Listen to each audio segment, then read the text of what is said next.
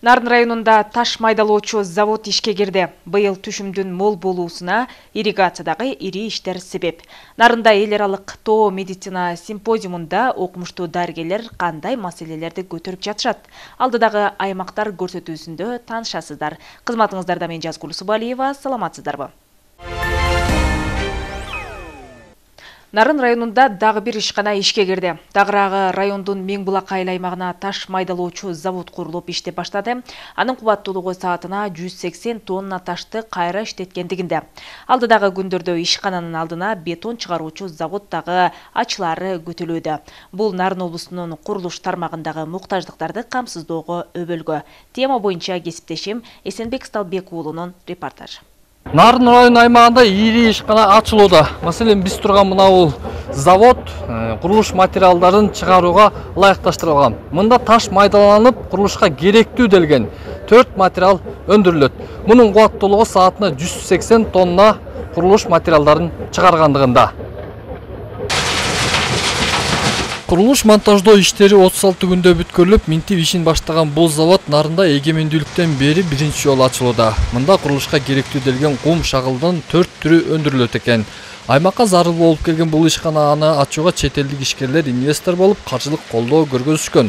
Учурда заводдун таш майдалоочу цехи гана ишке киргизилди. Жакынкы күндөрү бул жерден бетон дагы өндүрүлүп, завод катары толук кандуу иштеп баштамакчы. Аябай жакшы 3-4 түрлүү материал чыгат мындан. Азыркы учурга чейин Нарында мындай түрдө материал жок экен. Биз ошону камсыздандырышка ошого тырышып атабыз. Буюрса эми катарда ушул бетон завод курсак деген пландабыз. Сагатына 90-да 100 кубка чейин чыгаратын бетон завод курсак. Анын ар жагында дагы көп ойлор бар. Курулушка эң зарыл материалды өндүргөн мындай кубаттуу ишкана аймакта буга чейин болбогондуктан көлөмдүү курулуштарды жүргүзүүдө көйгөй жаралып келген. Эми ал маселе артта калып калаада. Нарын, Ат Баш райондорунда жүргүзүлүп жаткан ири объектилеринин курулушуна керектелүүчү шагыл, кум жана бетон аралашмасы бул заводдон өндүрүлүп берилмекчи. Сөзсүз бул бүгүнкү күндө эң керектелүүчү ушул сырьёолордун бири болуп атат да биздин Нарын шаарында. Көп каттуу үйлөргө дагы керек болуп атат. Мына президентибиз тарабынан, ДИК тарабынан чоң 9 этаждуу үйлөр салынып атат. Мына ушуга да ушул материалдар сатылат да. Керектелүүчү муктаждыкты камсыздоодон сырткары туруктуу жумуш орундарда түзүлгөн. Заводдун ачылышы менен учурда 15 адам иштеп баштаса, жакынкы жылдар менен 50ге чукул жумуш орундары түзүлөрү күтүлүүдө. Азыр бүгүнкү күндө 15 киши иштеп атат ушул күндө. Эми чукул арада кайра бетон завод курабыз, чоң бетон завод. Ага бир 5-6 киши иштейт. Андан кийин быйылкы жыл менен жетишпей калабыз. Эмдиги жылдан баштап анан жана калыптарды алып келип атабыз. Лоток курган калыптарды, ушундай бордюрларды, плита куралы деген көп жакшы ойлорубуз бар. Кудай буйрса, ошонун баарын курабыз. Завод келерки жылдар менен мындан дагы кубаттуу болуп кеңейтилмекчи. Тагыраагы бул жерден бир гана кум, шагыл жана бетон чыгарылбастан темир бетон куймалары өндүрүлмөкчү. Учурда ага керектүү шаймандар, калыптар алынып жатыптыр. Эсенбек Сталбек уулу, Бексултан Жолдошбеков, Нарын району. Ашар жолу менен башталган ири канал бүткөрүлүп ишке кирүү алдында турат. Тагыраагы Нарын районунун Оттук айылында жалпы узундугу 600 метрди түзгөн Абдрайым ата каналынын катаал делген 350 метри 1 миллион 600 миң сомго бетондолду. Канал аталган айылдын ичиндеги аянттарды суга суу менен үзгүлтүксүз камсыздаса, андан сырткары 100 гектардан ашык жерди суга суу менен камсыздайт. Белгилей кетсек, бул канал айыл тургундары тарабынан ашар жолу менен курулган. Мына ушул Оттук айылы тутумуна кирген Меңбулак айыл аймагында мындан сырткары бир катар каналдар чабылып, эскилери калыбына келтирилүүдө. Бул каналдан тышкары азыр биз Теңир Тоо өнүктүрүү фондунан Акмарча каналы жаңыртылып атат. Ошондой эле Четки айрык каналы бул район өнүктүрүү фонддон, анан Меңбулак айыл өкмөтүнүн өзүнүн өнүктүрүү фондубуз бар, ошонун эсебинен жасалууда бүгүнкү күндө. Жогоруда белгиленгендей, быйыл түшүмдүн мол болуусуна суга суу тармагында болуп жаткан жакшырууларда себеп. Маселен, учурда Ат Башынан башка райондордо той топтоо жана дан бастыруу өнүктүктөрү жыйынтыкталды. Түшүмдүүлүк өткөн жылдарга салыштырмалуу 2-2,5 эсеге көп экени айтылууда. Ар кандай жетекчи кызматтарды аркалап кийинчерээк дыйканчылыкка баш оту менен кирген Мырзабек Мусаев тамчы сууну да текке кетирбегендердин бири. Ансыз жазды жаздай, жайды жайлай төгүлгөн мээнеттин акыбети толук кайтпайт деп эсептейт. Тилекке каршы Кичи Мекени Жумгал районунун Таштөбө айылында өткөн кылымдын 70-жылдарында казылган каналдын эскириге эч-ак жеткендиктен аккан суунун көбү жерге сиңет. Андыктан өздөрүнө өтө зарыл ушул объектинин капиталдык коңдоп түзөөлөрдөн өтүп жаткандыгына курсант. Анан ирригацияга мына абдан жакшы акча бөлүнүп атканы көрүнүп атат. Монтип километрлеп каналдар курулуп атат. А эгерде талаадагы жерге убагы менен суу жетпесе, анын баарын чөп-чар басып, суу азыраак барып калса, жерге сиңип кетип атса, анан каяктагы түшүм болот. А түшүм болуш үчүн суу керек. Мураттар жакшы жеткиликтүү. Узундугу 11 чакырым жогорудагы каналдын Таштөбө айылындагылар үлүшүндөгү 274 гектар жерди сугарышат. Бирок акыркы кездери анын арык түрүндөгү ичи топурак ташка толуп кеткендиктен суу өпчеп гана жетип калган. Ушундан улам аны бетондоо чечими кабыл алынып, алгачкы 1 чакырымына Жумгал райондук өнүктүрүү фондунан 4 миллион жана мамлекет казынасынан 2 миллион сом бөлүнгөн. 400 метрдей уже подготовкасын бүтүп калдык, даярдоо жумуштарын бетон. Бул жер негизи монолитный бетон болот. Монолитный бетон. Мурунку арыгы эски арык жөнөкөй эле мындай арык болчу. Батареясы көп болуп. Анан быйыл ушу 1 километрин жасап атабыз. Элеттиктерге эң зарыл ушул объектидеги иштерге жергиликтүүлөрдү тартуу үчүн Бириккен Улуттар уюмунун өнүктүрүү программасынын азык-түлүк программасы накче натуралай эмгек акыларын төлөөгө милдеттенген. Ага ылайык мында 2 күн иштегендерге 2 каптан un жана 15 килограммдан өсүмдүк майы берилмек. Бирок андан пайдаланып калууга ашыккандар байкалбайт. Жазында катталган макулдугун беришкен. Эмнегеде ушу мал келип, ушу малынан бошобой атабы. Бирок сөз берип атышат, аркы беркен жумушту бүтүрсөк жардам беребиз деп. Ал эми аталган райондун Кара Кече участкасындагы 1-май каналы жыл сайын сел, кыян сыяктуу ар кандай жаратылыш кырсыктарынан жапа чегет. Андыктан аны бекемдөө зарылдыгы жаралып, бүгүнкүгө 1,5 чакырым аралыгына тиешелүү жумуштар аткарылды. Аларды ойдогудай бүткөрүүгө чегерилген 1 миллион 400 миң сомдун жарымы өздөштүрүлүп, Байзак жана Түгөлсай калктуу пункттарындагы 1344 гектар аянтты сугат суулар менен камсыздаган бул объект жакын арада күзгү сугатка кызмат өтөмөкчү. Ошондуктан таш, топурак, кум бар агып келип туруп, таман жеп, арматурасына чейин жетип калат. Анан жыл сайын келип карап куюп турабыз. Жазгы сугатка уже почти азыр күзүнө даярдап коебуз, жазында уже прямой суу бере алабыз. Ирригациядагы иштердин минтип илгерилешине мамлекет жетекчилигинин дал ушул тармакка өзгөчө мамиле кылгандыгы себеп. Башкасын айтпаганда да буга чейин жылына ар кандай оңдоп түзөө жумуштарына 3 миллион сомдон гана алып жүрүшкөн райондук суу чарба башкармалыктарынын энчилерине эми 25-30 миллиондон тие баштагандыгы түйшүктү көп жагынан жеңилдетип олтурат. Жазгүл Усубалиева, Айдын Төлөбеков, Жеңиш Абдылдаев, Атайын аймактар берүүсү үчүн.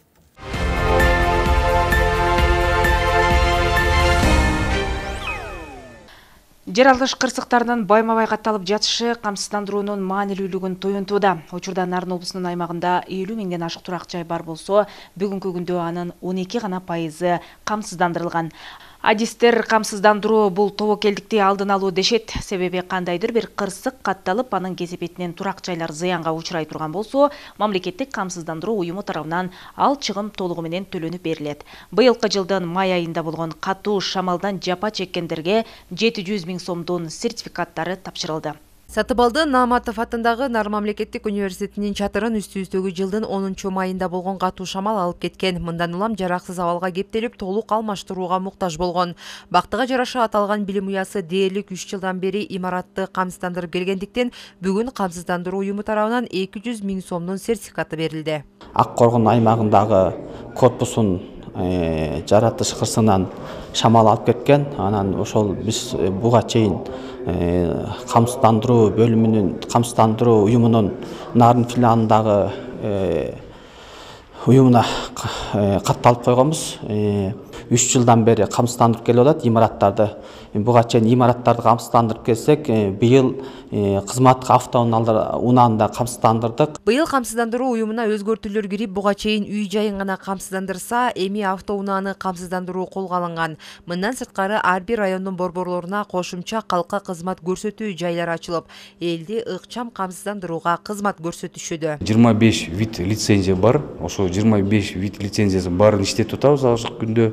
Жанакы иш берүүчүнүн жоопкерчилигин иштетип атабыз.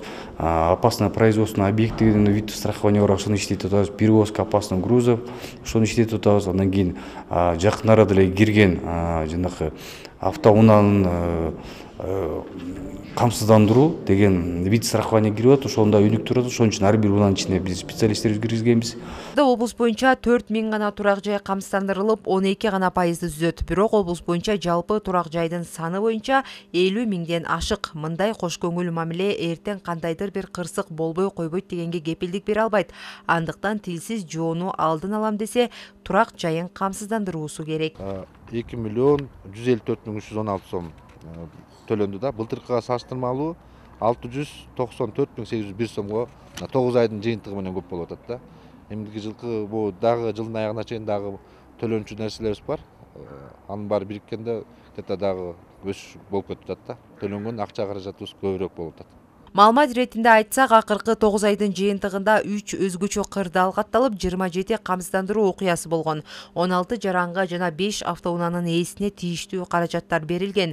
Бүгүн шамалдан жапа чеккен 6 социалдык мекемеге 710 миң сомдун сертификаты тапшырылды. Алар айыл өкмөттүн, айылдык клубтун имараттары. Башкы байлык калктын ден соолугу нарында 3-чү эл аралык бийиктөө медициналык симпозиуму жана Мирахимовдун окуулары аталышындагы конференция өттү. Жыйынга дүйнөнүн ар тарабынан келген окумуштуу дарыгерлер жана республиканын туш тарабынан жүрөк кан тамыры ооруларын изилдеп биштеп жүргөн чыгаан дарыгерлер чогулушкан. Алар өз изилдөөлөрүнүн жыйынтыктарын талкууга коюшуп, бийик тоолуу жерде жашагандарды жандай турган оорулардын себебин алдын алуу жана дарылоо маселелерин көтөрүштү. Жүрөк кан тамыры оорулары бийик тоолуу аймакта көп катталат. Андыктан оорунун алдын алуу жана туура жардам көрсөтүү дарыгерлердин башкы максаты. Нарындын башкы кардиологу Кайыпбек Кадыралиевдин айтымында бийик тоолуу аймакта жүрөк оорусуна көп чалдыгарын изилдеп, бул көйгөйдү эл аралык деңгээлге көтөрүп чыккандар бар экенин айтат. Ал академик Алмаз Алдашев болгон. 45 жаштан, эркектердин 50 жаштан деген ушул исследованиянын аркасында правительство маселе коюлуп, ана депутаттар колдогон. Пенсияга чыгуу боюнча. Анткени ошондой оору бу Нарын областында көп экен да. Ана мынакей ошо благодаря 2 ученыйдын, мировой академик Мирахимов, академик Алдашевдин аркасы менен Нарын областында Талант Сооронбаевич ага чоң рахмат. Азыркы директорду возглавлять этип атат. Национальный профессор. Ошол наследияны тыштап койбой, өнүктүрүп атат да. Эл аралык тоо медициналык симпозиуму деп аталган жыйын Нарында 2-чи рет өтүүдө. Ага Америка, Европа жана Азия өлкөлөрүнөн саламаттыктын сакчылары келген. Жыйынга республиканын бардык аймактарынан дарыгерлер катышып, тажрыйба алмашууга мыкты мүмкүнчүлүк түзүлдү. Every year we visit the people there. Биз Кыргызстандын эң бийиктеген Аксай өрөөнүндөгүлөрдүн ден соолуктарына көз салуу менен жүрөк кан тамыры ооруларынын алдын алуу боюнча бир катар сунуштарды бергенбиз. Бүгүн мына ошолорду ортого салып, башка кесиптештерибиздин дагы ой пикирлерин угатабыз. Албетте, бул ооруга чалдыкпоо үчүн туура тамактануу, көп кыймылда болуу керек. Биздин изилдөөлөр менен ар бир ооруга чалдыккан адамга туура көрсөтмө беребиз. Калк саламаттыгына кам көрүү үчүн өтүп жаткан жыйындагылар мындан кийин Нарын облусу тоо медицинасына багытталган туруктуу борбордун милдетин аткарып иштешин колдошту.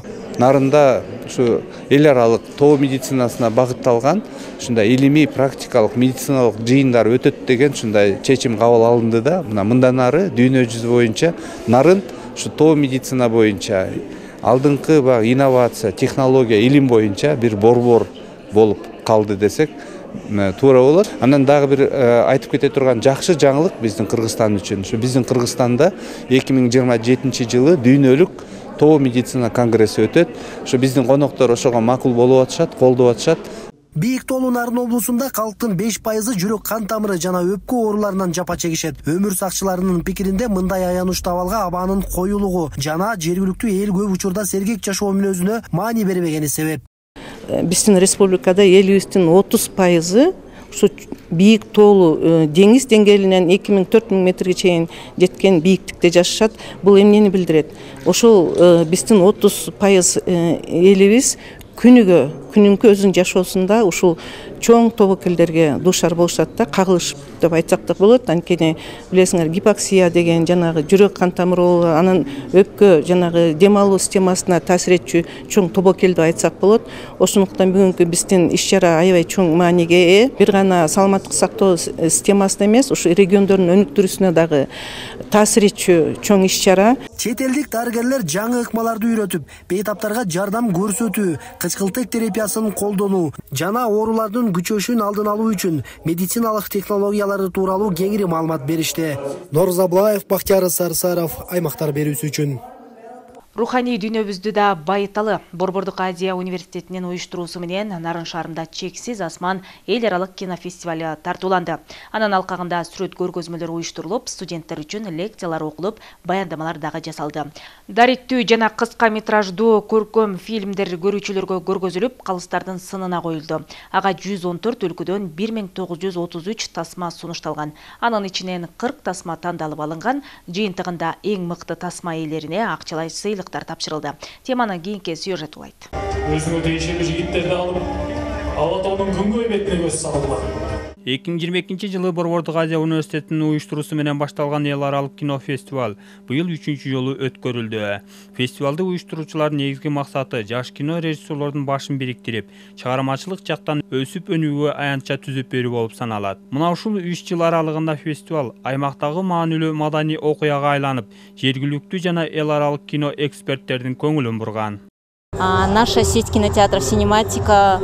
Биздин Синематика кинотеатры мындай иш-чараларды дайыма колдоп келет. Буга окшогон эл аралык фестивалдар биздин өлкөбүздүн кино индустрия тармагынын өсүшүнө аябай чоң салым кошот. Себеби тажрыйба алмашуулар өз жыйынтыгын бербей койбойт. Сынакка көбүнчө жаш режиссерлордон тасмалар сунушталып, алардын тасмада айтайын деген өзгөчө идеялар мени кубандырды. Фестивалдын жеңүүчүлөрүнө ийгилик каалайм. Алгачкы жолу 2022 иш-чара өткөрүлгөндө фестивалга кино режиссерлордон 20 тасма гана катышууга сунуштама түшкөн. 3 жыл аралыгында анын масштабы кеңейип, быйыл 114 өлкөдөн 1933 тасма сунушталган. Анын ичинен 39 тасма тандалып алынган. Тасмалар эл аралык, регионалдык, профессионалдык, аймактык студенттер категориялар боюнча сынакта аз салышып, калыстардын сынынан өттү. Кинолорду көргөндө мен аябай таң калдым. Анткени чын эле дүйнө жүзүнөн жаш режиссерлордун мыкты тасмаларын чакырышыпты. Ошолордун арасынан мыктыларды тандаштагы өтө оор болду. Анан ошол 3 топтун ар кимисине өзүнчө мыкты тасма, мыкты режиссер, анан мыкты деген бир 3 номинациядан кете турган болду. Кечени кыргыз кайрык музыкалык ансамблинин салттуу чыгармалар көрүккө бөлөп, жеңүүчүлөргө сыйлык тапшыруу аземине кезек берилди. Эң жогорку эл аралык сынак номинациясында көркөм жана даректүү тасманын экөөнөн тең ирандык режиссерлор жеңүүчү аталды. Ал эми регионалдык профессионалдык сынактан кыргызстандык режиссер Тынстан Темиржан Ромео аттуу кыска метраждуу тасмасы менен жеңүүчү болду. Аны менен катар дагы бир кыргызстандык Асел Умуралиеванын Айлиндин жомоктору даректүү тасмасы мыктаталды. Сыйлыктар тасма ээлери келбегендиктен жакындарына тапшырылды. Бул фильмдин идеясы жаштык кездеги балдардын мындай арулук сезимин ойготуу бири-бирине болгон. Ошону берген Ромео деп бул Ош областында Алай районунда тартылган. Менин уулум режиссеру. Жерге батпай толкунданып турам. Себеби баламдын жетишкендиги албетте ата-эненин сыймыгы. Андан тышкары регионалдык студенттер сынагынан 2 кыргызстандык чыгармачыл топ тарткан тасма мыктаталды. Атом балдар лабораториясы тарткан Коркуу деп аталган тасмасы мыкты визуалдык тасма аталса, Борбордук Азия университетинин студенттери тарткан Ислам сени менен кадам таштайбыз тасмасы көрүүчүлөрдүн копулуна толгон тасма деп табылды. This award is not just dedicated to myself. Жалпы Кайрат Дербишалиев, Алтынай Тургун, Нуркамал Жетигенова жана Адинай Мукамбетова аттуу студенттердин жардамы менен тасма тартылды. Башкы каарманыбыз Оттук айылынын тургуну. Ислам баса албай ден соолугунан мүмкүнчүлүгү чектелген адам болгондуктан, ошонун жашоого болгон үмүтүн, жасаган аракетин берели дегенбиз. Бул утуш биздин чыгармачыл топко дагы изденип, иштөөгө түрткү берет деп ойлойм. I could be the bridge between the university. Ар бир номинация боюнча көркөм кыска метраждуу, даректүү жана көрүүчүлөрдүн купулуна толгон же калыстардын тандоосу боюнча 3төн жеңүүчү аталды. Жеңүүчүлөргө 500, 300 жана $200 пайга жана атайын статуятка сыйлык катары тапшырылды. Максат Абдыракынов, Жеңиш Абдулдаев, атайын аймактар үчүн. Көрсөтүүбүздү мына ушул кабарлар менен жыйынтыктайбыз. Келерки аймактар берүүсүндө сизди кубанткан кабарлар менен жолугушканча аман туруңуздар.